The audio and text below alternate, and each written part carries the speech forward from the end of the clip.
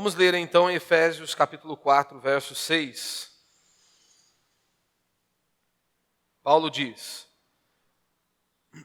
Um só Deus e Pai de todos, que é sobre todos, por todos e está em todos. Mas a graça foi concedida a cada um de nós conforme a medida do dom de Cristo.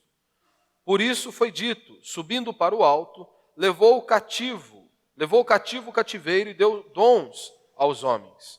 O que significa ele subiu, senão que também desceu às partes mais baixas da terra?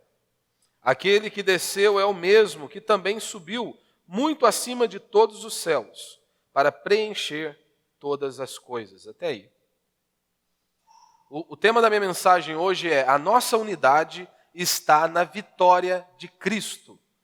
A unidade da igreja, ela está na vitória de nosso Senhor Jesus Cristo. Você se lembra que Paulo ele inicia o verso 1 dizendo que ele é prisioneiro no Senhor, e ele diz: vocês devem andar de maneira digna do vosso chamado. Então, em hipótese alguma, nós podemos nos esquecer que nós somos servos de Deus, nós somos filhos de Deus. Então você deve glorificar a Deus todos os dias da sua vida. Por isso nós devemos seguir o conselho do apóstolo Paulo, quando Paulo vai falar sobre a ceia do Senhor e repetir ali muitas vezes o ensinamento de Cristo Jesus. Ele diz que o homem deve examinar a si mesmo. Ao longo da história da igreja, nós temos inúmeros homens piedosos que cultivavam esta prática de examinar a si mesmo. Pessoas que se preparavam para vir para uma reunião como essa. Coisa que não acontece com muitos cristãos. Talvez você possa ter vindo de qualquer maneira, e achando que não há valor algum, ou que não há importância alguma na reunião solene, no ajuntamento do povo de Deus. Ou, se você está aqui, você de uma certa forma ou de outra, você percebeu que há alguma importância. Mas, de fato, o nosso coração, ele está preparado para esta reunião? Você tem se preparado para se ajuntar com o povo de Deus para adorar a Deus? Muitos ficavam ali, por exemplo, quase que um dia, em pensamento, elevando o seu pensamento a Deus, se consagrando ao Senhor. Quando chegava em período de ceia, as pessoas passavam uma semana inteira se examinando, para que elas pudessem se apresentar diante de Deus, cultuar ao Senhor e celebrar ao Senhor. Então nós não podemos nos esquecer, eu sou filho de Deus. Então aonde eu vou, eu carrego o nome de meu Senhor. Eu carrego o nome de Cristo Jesus. E aí Paulo diz que você deve andar de maneira digna, eu devo andar de maneira digna. O problema é que muitas vezes nós esperamos dos líderes da igreja, dos pastores, daquelas pessoas que de uma forma ou de outra estão envolvidas na obra de Deus, esperamos desses homens que eles andem de maneira digna. Só que isto vale para todos nós. Da mesma maneira que você espere que eu me porte de uma posição, de uma determinada posição, você como um cristão também precisa andar de maneira digna. Você precisa ter um padrão. E esse padrão emana das Sagradas Escrituras. Não é da sua mente, não é daquilo que você aprendeu muitas vezes dos seus pais, mas é aquilo que emana das Sagradas Escrituras. E a sua vida deve ser norteada com base nisso. Então não é algo opcional você andar em santidade, viver uma vida reta, uma vida piedosa, mas é uma ordem que está aqui nas Sagradas Escrituras de maneira muito clara e muito categórica. E Paulo diz que nós devemos andar de maneira digna. E uma das maneiras de nós andarmos, seguindo aqui o conselho do apóstolo Paulo, é a unidade. Quando nós somos unidos, quando nós somos um, nós então glorificamos a Deus, nós estamos andando de maneira digna. Com certeza você já deve ter ouvido ao longo da sua caminhada cristã alguém dizendo o seguinte, ou até mesmo você já disse: você viu lá fulano? Fulano está vivendo em pecado. Fulano empinou a carroça. Fulano descambou na fé. Para dizer o daí logo concluímos. Fulano está jogando o nome de Deus na lama. Ou ele está jogando o nome de Deus na lata do lixo, com as suas atitudes, com a sua postura, com o seu estilo de vida. Ou seja, aquela pessoa está sendo uma vergonha para o Evangelho, para o reino de Deus. Com certeza você já ouviu esta expressão, ou você mesmo já disse isso sobre alguém. Se tem uma coisa que é um ataque à fé cristã, se tem uma coisa que realmente joga o nome de Deus no lixo, na lama, é quando nós não preservamos a unidade. Quando nós não andamos e não somos um, como diz as Escrituras. Se você não anda em unidade, você literalmente está jogando o nome de Deus na lama, na lata do lixo. Por isso que Paulo diz, se esforcem para andarem juntos. Porque não será fácil, não é algo que acontece naturalmente. Seja na igreja, seja em seu casamento, em seus relacionamentos, andarmos e pensarmos a mesma coisa exige esforço. E essa é uma das marcas aí de caráter. Nós temos que nos esforçar para andarmos juntos. Porque convenhamos, no seu casamento, se não houver perseverança, se não houver esforço, como vamos prevalecer no dia das adversidades? Como que você vai permanecer firme nos dias das dificuldades? Porque elas virão. Isso é algo certo. As dificuldades virão sobre nós. Sobre todos. Sobre rico, sobre o pobre, sobre qualquer ser humano. Diz a Escritura que as tribulações virão. Então, meu primeiro ponto aqui é a unidade e a diversidade. Nós percebemos isso aqui no verso 6 e no verso 7, não é? No verso 6, Paulo diz, um só Deus e Pai de todos, que é sobre todos, por todos e está em todos. Ele diz que Deus é Pai de todos. E aí ele vem no verso 7 e diz, mas a graça foi concedida a cada um de nós conforme a medida do dom de Cristo. Deus é Pai de todos e depois ele diz, a graça foi dada a cada um de nós. Então nós vemos, o nosso Deus criou a diversidade. Nós vemos isso na natureza, nós vemos isso por meio, por exemplo, no meio animal. Você tem um cachorro, mas há várias espécies ali. Tem várias, né? Um cachorro grande, cachorro pequeno. Tem várias variações, várias diversidades. Então a unidade bíblica não é conforme é pregado em muitas igrejas. Em muitas igrejas é ensinado que para sermos um, como eu já disse nas pregações anteriores, você deve vestir a mesma roupa que o pastor veste, que a liderança da igreja veste. Você deve ter o mesmo estilo de vida, o mesmo gosto, e praticar as mesmas coisas que a liderança ou o pastor daquela igreja pratica. Isso para eles simboliza que você é um com eles. Todavia, quando nós olhamos para as Escrituras, não é esta unidade que o apóstolo Paulo está nos ensinando. O apóstolo Paulo ele não está dizendo que a igreja do Senhor é como se fosse uma linha de montagem, como por exemplo a Volkswagen.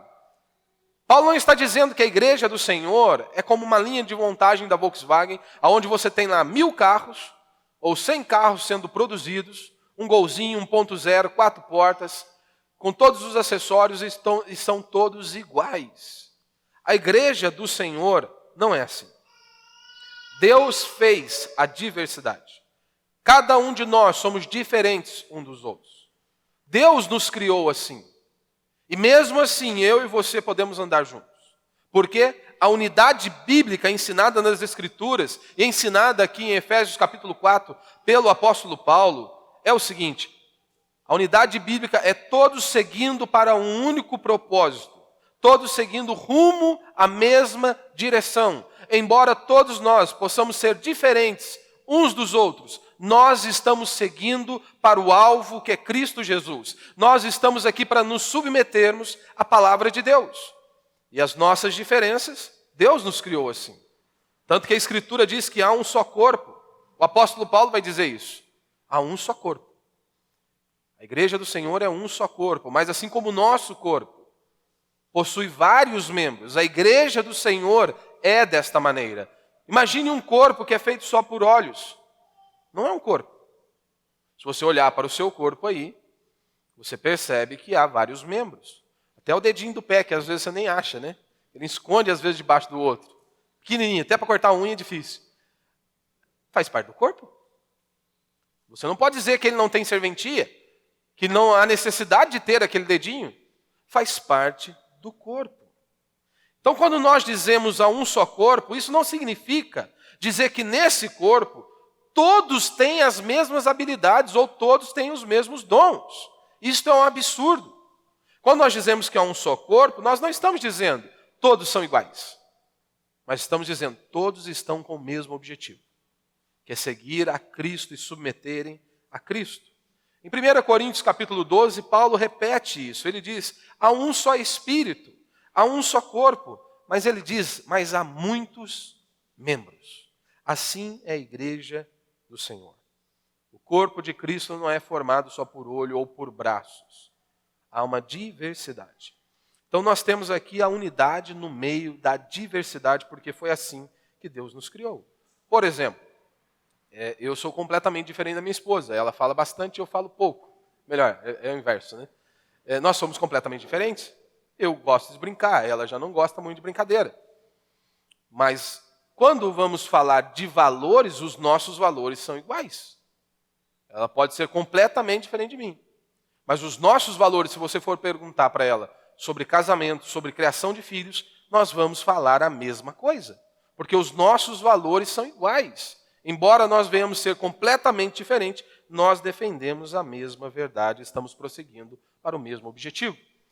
Só que é perigoso nós falarmos em diversidade num mundo e num contexto que nós estamos vivendo hoje, onde o mundo diz e prega uma diversidade que nós temos que aceitar.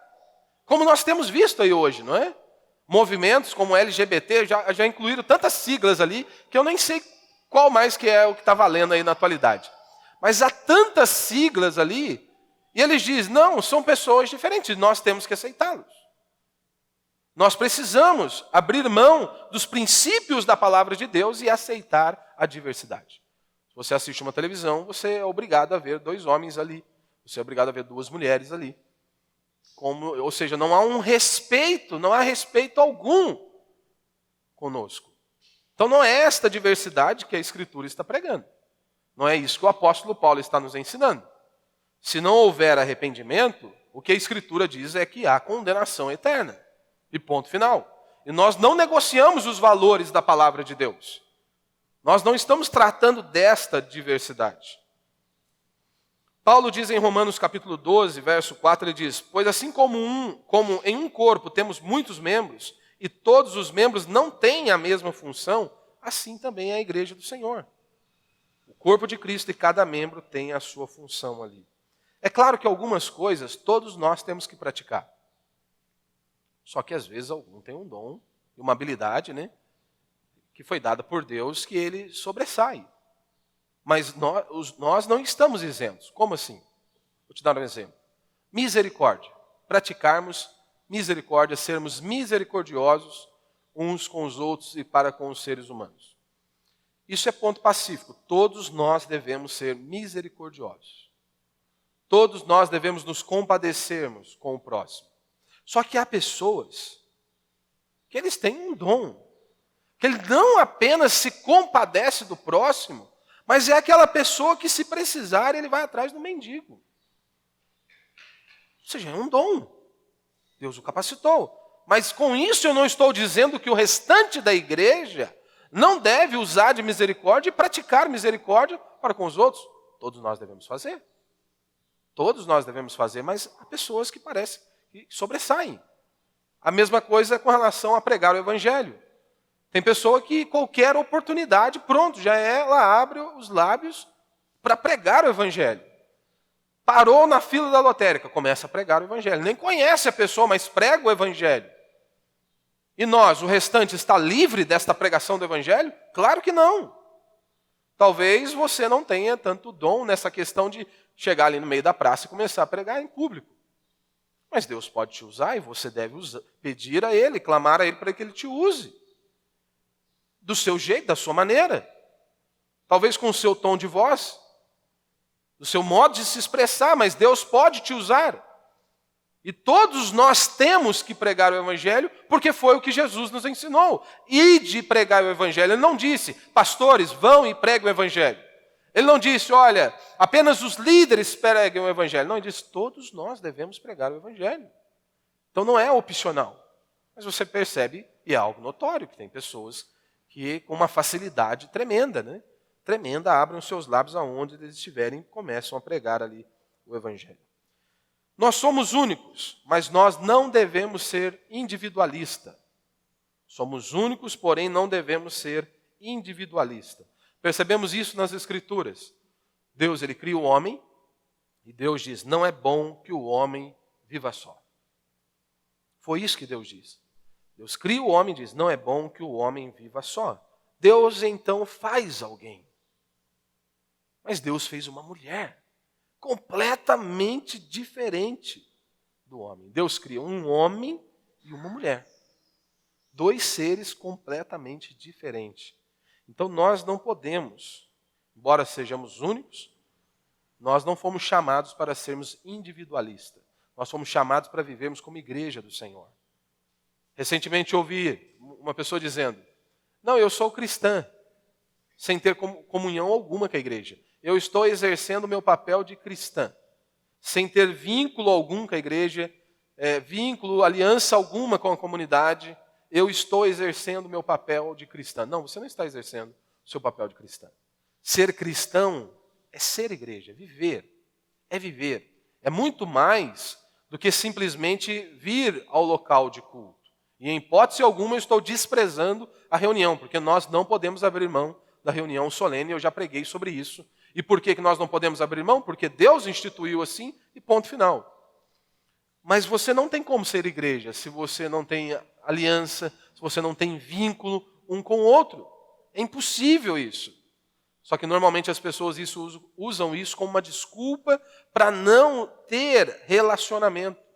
Se você não tem relacionamento, é óbvio, você não terá atrito, você não terá nenhuma faísca, mas também você não avança, você não cresce. Porque quando nós andamos juntos, nós enxergamos as falhas uns dos outros. Muitas vezes eu posso pisar no seu calo, ou você pisar no meu calo, e aí nós precisamos nos acertar. Precisamos ser lapidados, e isso nos leva ao crescimento espiritual, ao amadurecimento espiritual.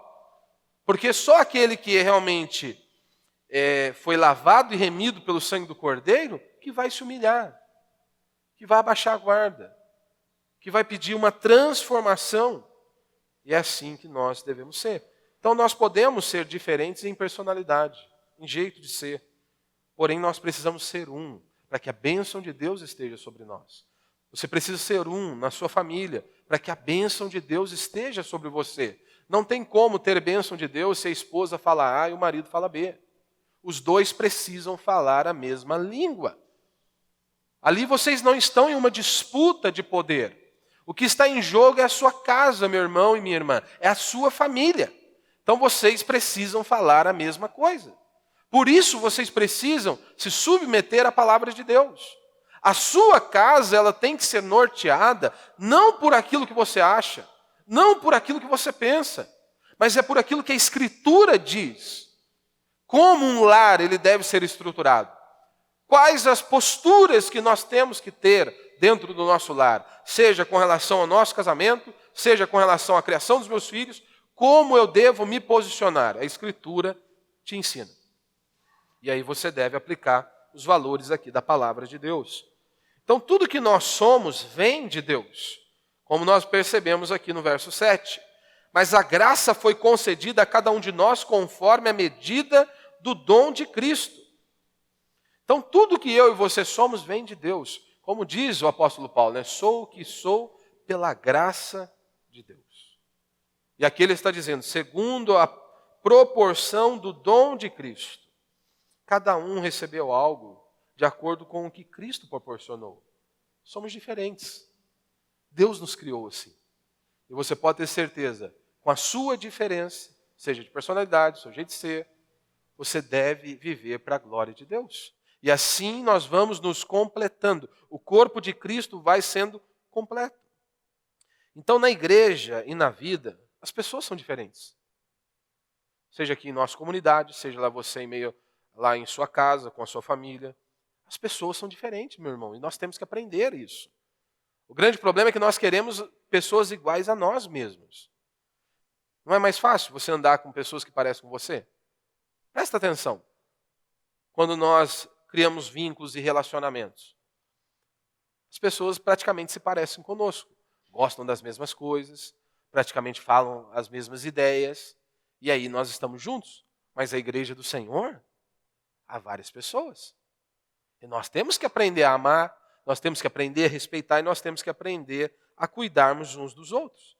Na igreja há algumas pessoas que têm uma inteligência maior com números, por exemplo. Eu já não tenho muita habilidade, não. Mas há pessoas que têm inteligência maior com números, outros com letras, por exemplo. Cada um possui uma habilidade. Outros possuem têm habilidade para falar. Mas cada um é de uma maneira. E nós temos que aprender a respeitar, amar e cuidarmos uns dos outros. Na igreja não vai ser todo mundo líder. Não tem como ser. Não existe essa possibilidade. Não tem como ser todo mundo cantor. Na nossa família também é a mesma coisa. Eu ainda tenho um filho apenas. Mas se você tem mais filhos, é óbvio, né, que não vai ter como todos serem iguaizinhos. Se você tem 4 filhos, como é que vai ser? Todos são iguais? Não, não são. Pode até parecer. A carinha pode parecer. Mas o jeitinho de ser, cada um tem. Cada um de uma maneira. E às vezes nós deixamos o nosso coração ser levado. Por que nós vemos muitas vezes que pai tem uma afinidade a mais com um filho?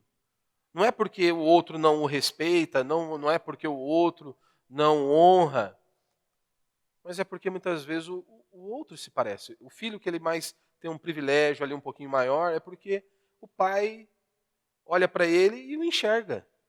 Se parece com o pai. Eu sou, lá na minha família, eu sou o que mais pareço com meu pai. O mais chato da turma.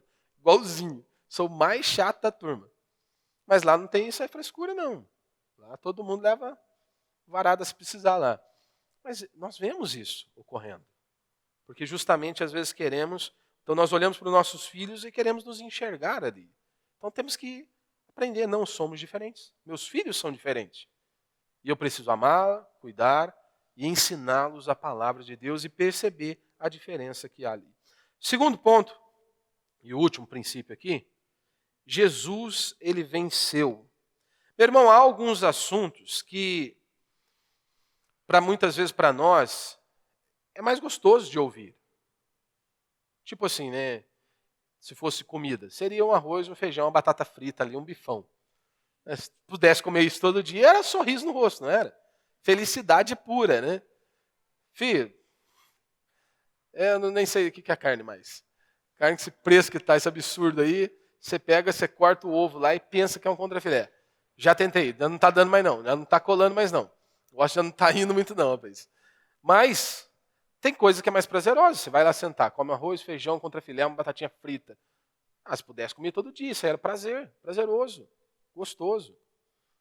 Mas não é. Você não pode, por exemplo, deixar o seu filho só comer o que ele quiser. Eu só gosto de arroz e batata frita.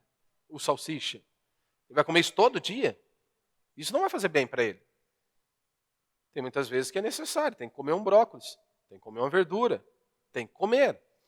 Então, quando nós vamos para as Escrituras, tem assuntos que são mais práticos, né? Você ouve, rapaz, aí você sai e fala, que pregação.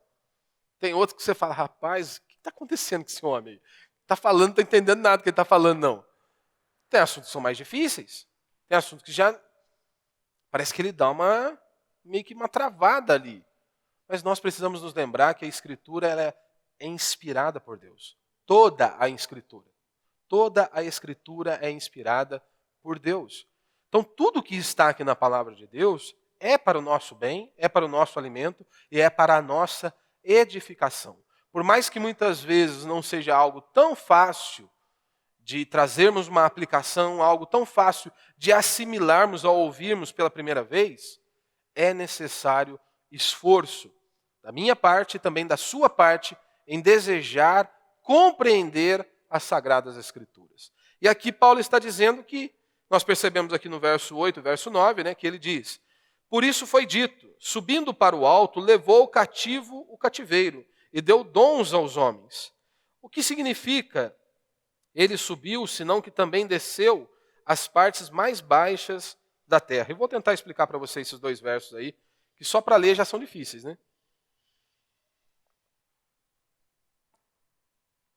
A nossa unidade, ela está baseada na vitória de Cristo. Jesus venceu. Qual é a interpretação que alguns homens dão para esses versos? Eles dizem, ao ler esses 2 versículos, Eles dizem que Jesus desceu ao inferno para pregar o evangelho para os espíritos. Tem alguns que dizem esse absurdo. Há alguns homens que defendem esta linha. Jesus, esse texto aqui, Paulo está dizendo isso. Jesus desceu ao inferno para pregar aos espíritos. Porém, isso não há consistência bíblica. Por exemplo, a Escritura diz que cabe ao homem morrer uma só vez. Então o evangelho é pregado a seres humanos, vivos, homens vivos. O evangelho é pregado para seres humanos, que estão de pé, que estão respirando, que estão vivos. Então é impossível que seja esta a interpretação correta desse texto, que Jesus desceu ao inferno para pregar o evangelho para os espíritos. Martin Lloyd Jones e John Stott e outros servos de Deus, eles vão afirmar esta posição que eu acabei de dizer para você. Jesus desceu à terra e então subiu aos céus. Jesus desceu à terra e aqui está o evangelho de nosso Senhor Jesus Cristo. Ele está pregando a sua mensagem, está trazendo a boa notícia. Que é ele veio ser moído por conta dos nossos pecados. Porque nenhum homem que pisou nesta terra até o dia de nosso Senhor Jesus Cristo pôde pagar a exigência feita por Deus. Somente Cristo Jesus cumpriu toda a exigência de Deus. E é por isso que ele venceu. Ele venceu seja a morte, ele venceu o diabo, ele venceu tudo, inclusive nos venceu. Porque se nós estamos aqui hoje é porque ele nos quebrou.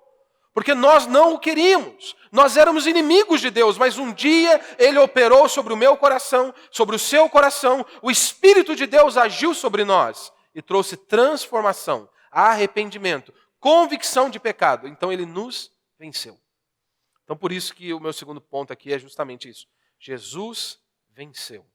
Então esta é a interpretação. Jesus desceu à terra e então subiu aos céus. Só que esse verso aqui, o verso 8, por isso foi dito, subindo para o alto, levou o cativo o cativeiro e deu dons aos homens. Paulo está fazendo uma referência lá do Salmo de número 68, verso 18, que diz o seguinte: subiste às alturas, levaste cativo o cativeiro e recebeste homens por dádivas. Né? Você vê que há aqui uma diferença um pouquinho aqui na citação do apóstolo Paulo. Paulo ele diz, subindo para o alto, levou cativo o cativeiro e deu dons aos homens. Aqui ele diz que recebeste homens por dádiva. No Salmo 68 ele diz, Deus recebeu homens como dons. Em Efésios 4, Paulo diz, Deus deu dons aos homens.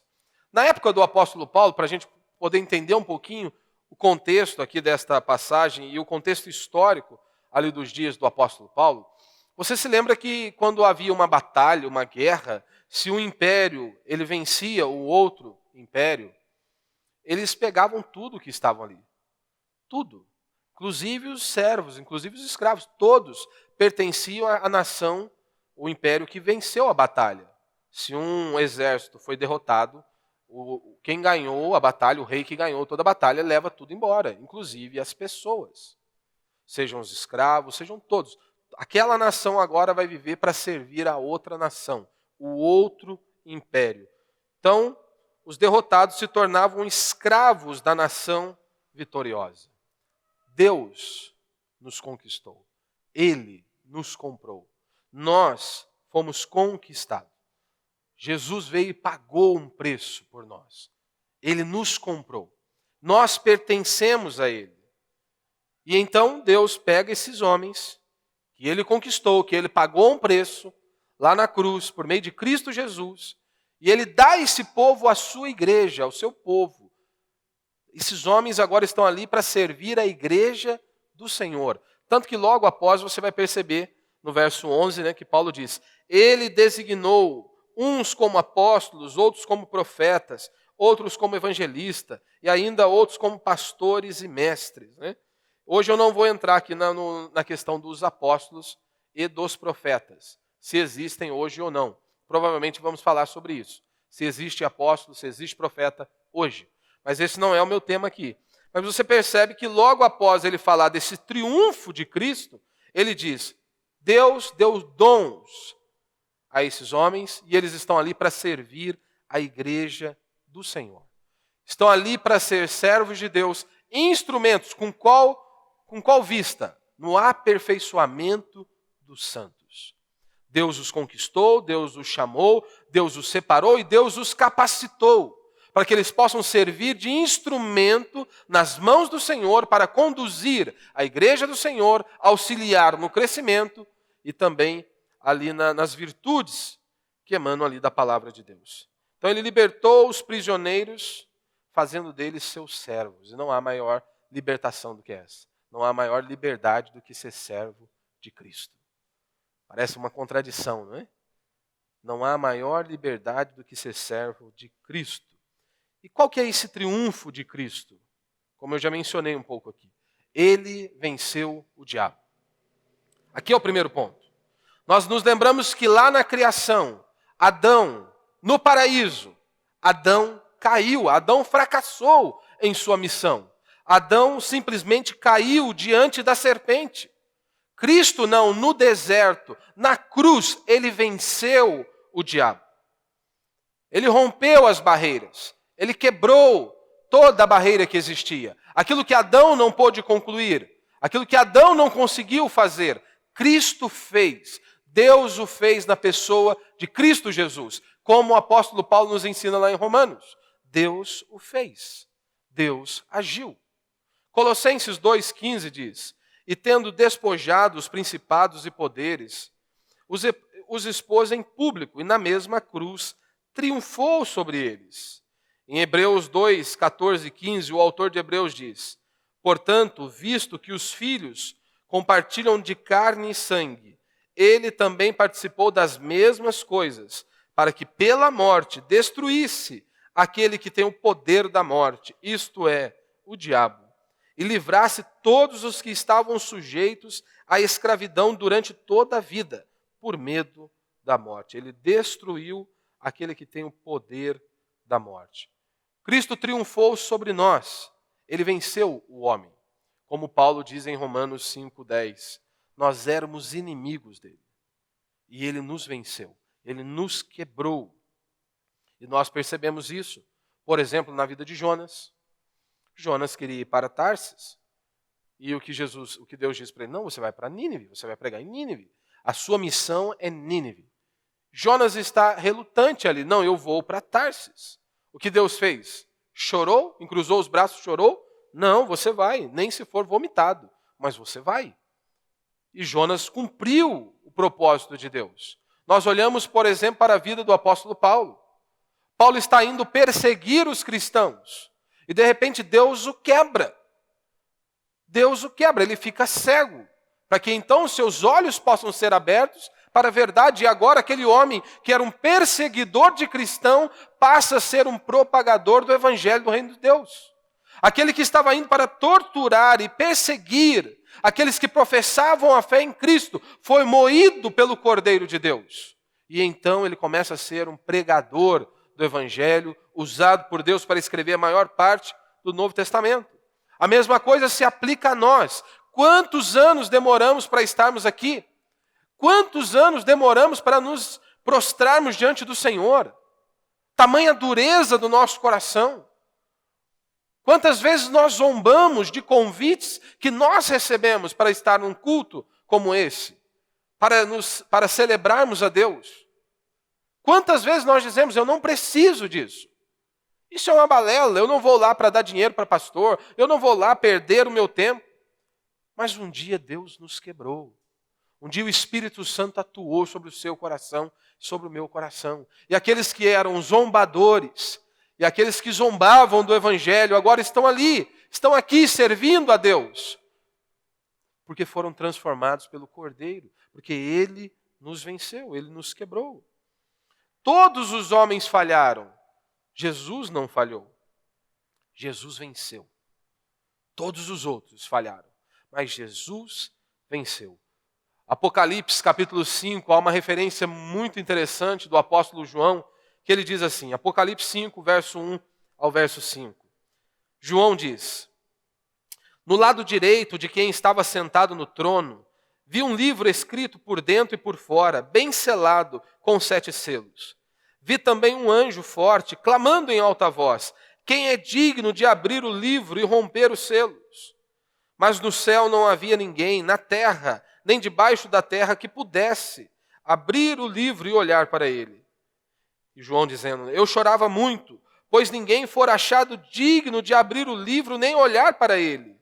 Então um dos anciãos me disse, não chores, pois o leão da tribo de Judá, a raiz de Davi, venceu para abrir o livro e romper os selos. Olha que mensagem de João. Não sei se você consegue compreender.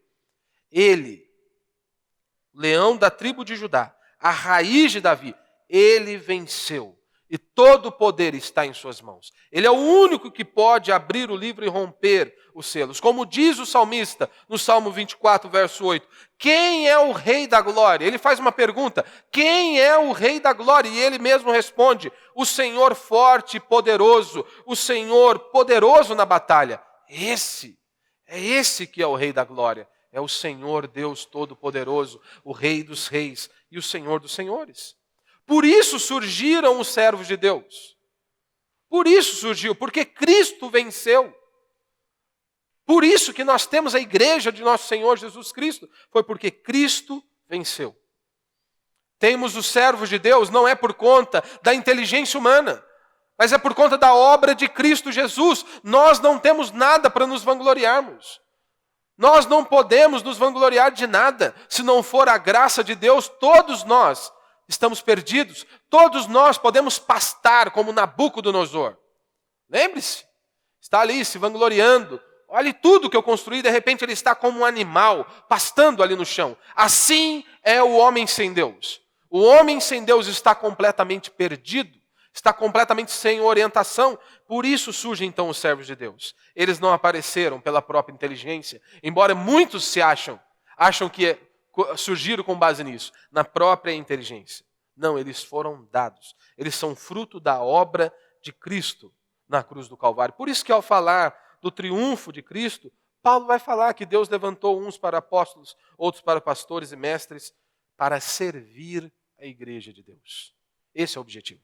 Servir a igreja de Deus com vista no aperfeiçoamento dos santos. Quem somos nós, meu irmão? Quem é você? Quem sou eu? O que nós somos? Nós não somos nada em nós mesmos. E é impressionante como as pessoas ainda acham que são alguma coisa. Somos tentados a isso todos os dias. E uma das coisas que traz muita clareza para nós, para definir quem nós somos, é o luto, é a morte. E mesmo assim vivemos como se fossem imortais. Nós cristãos realmente somos imortais. Deus nos criou para a eternidade. Deus nos criou para a eternidade, mas a nossa esperança não está nesse mundo. Ou pelo menos a sua esperança não deveria estar nesse mundo. Se você é um cristão genuíno, a sua esperança deve estar na vinda de nosso Senhor Jesus Cristo, em passar a eternidade com o nosso Deus. Mas como é um ímpio? Como é um homem sem Deus? Ele se acha poderoso, se acha forte, até que caia num leito de hospital. Até que venha a doença e o assole. Até que de repente venha algo que o ponha no chão. Nós precisamos nos lembrar da nossa limitação. Quem nós somos? No povo de Deus? Nós não somos ninguém. Nós somos apenas servos. Nós somos apenas instrumentos nas mãos de Deus. E é um privilégio para mim e para você podermos cultuar a Deus. É um privilégio para nós podermos servir a Deus. Por isso que nós deveríamos vir para um culto cheios de esperança, cheios de alegria. Deveríamos viver a nossa vida com esse entusiasmo. Porque, meu irmão, se a cruz de Cristo não te motiva a servi-lo, não espere que uma pregação ou algum show gospel vai te motivar a servir a Deus. Porque se a cruz de Cristo, você olhar para a cruz de Cristo e se lembrar daquilo que Cristo fez na cruz do Calvário por você, você se lembrar que a ira de Deus foi descarregada sobre ele, e isso não te motiva a servir a Deus, sinceramente, não há nada que possa te motivar a servir a Deus. Isso é ponto pacífico, isso é um fato. Isso é um fato. As pessoas querem um atrativo, querem sentir-se bem para servir a Deus. Não, você não foi chamado para isso. Você é servo de Deus e ponto final.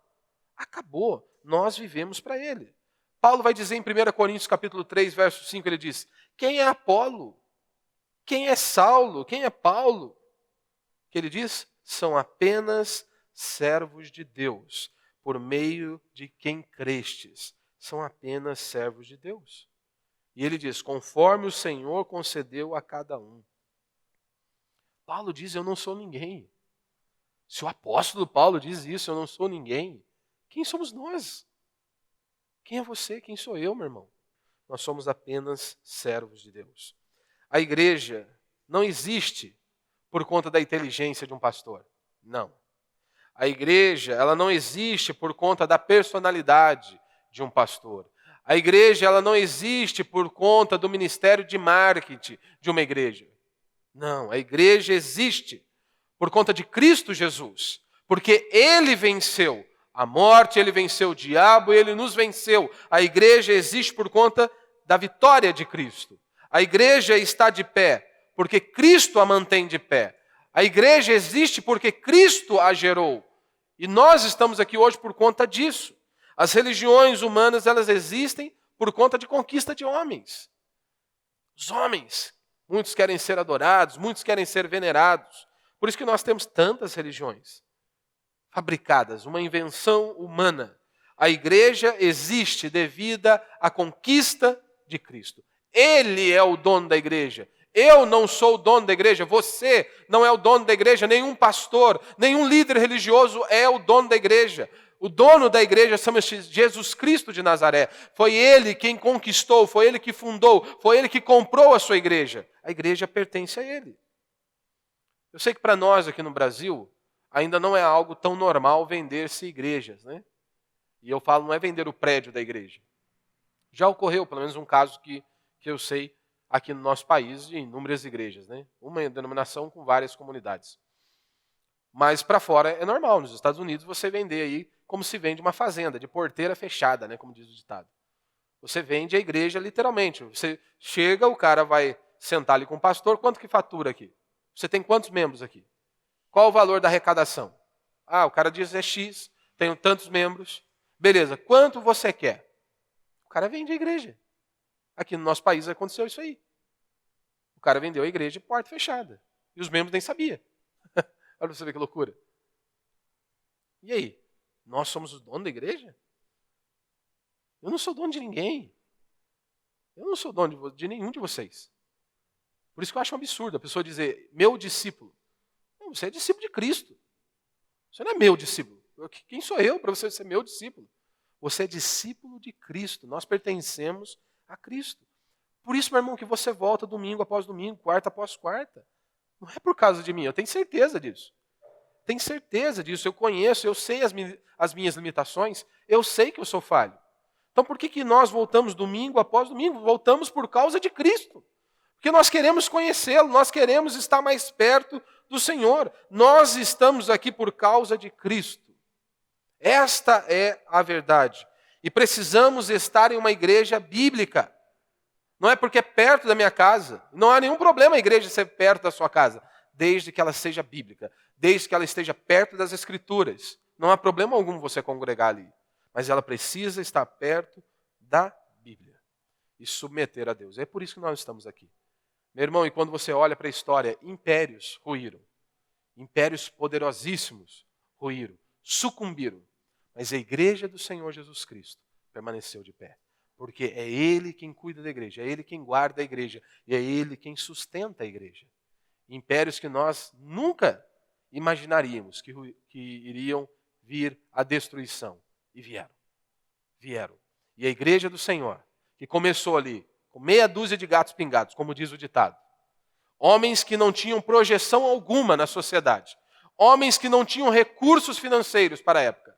Homens que não tinham influência alguma em seus dias. Mas eram homens cheios do Espírito Santo. Eram homens que estavam ali capacitados pelo Senhor. Homens que entenderam o chamado. Homens que se submeteram à vontade do Senhor. E ouviram a voz do comandante, Cristo Jesus. Ide por todo o mundo e pregai o Evangelho. Vocês vão levar a mensagem. E vocês vão propagar o Evangelho. E foi isso que eles fizeram. Imagine eles olhando para Jesus. E Jesus diz para eles, vocês vão pregar em todos os lugares. Como assim nós vamos pregar em todos os lugares? Mal temos dinheiro para ir para uma próxima cidade. Mas eles confiaram, Ele é Deus. Vamos ouvir a voz dEle. E aí hoje, 2021, nós estamos aqui no Brasil, ouvindo a pregação do Evangelho, ouvindo a mensagem do Evangelho. Por quê? Porque Deus é bom.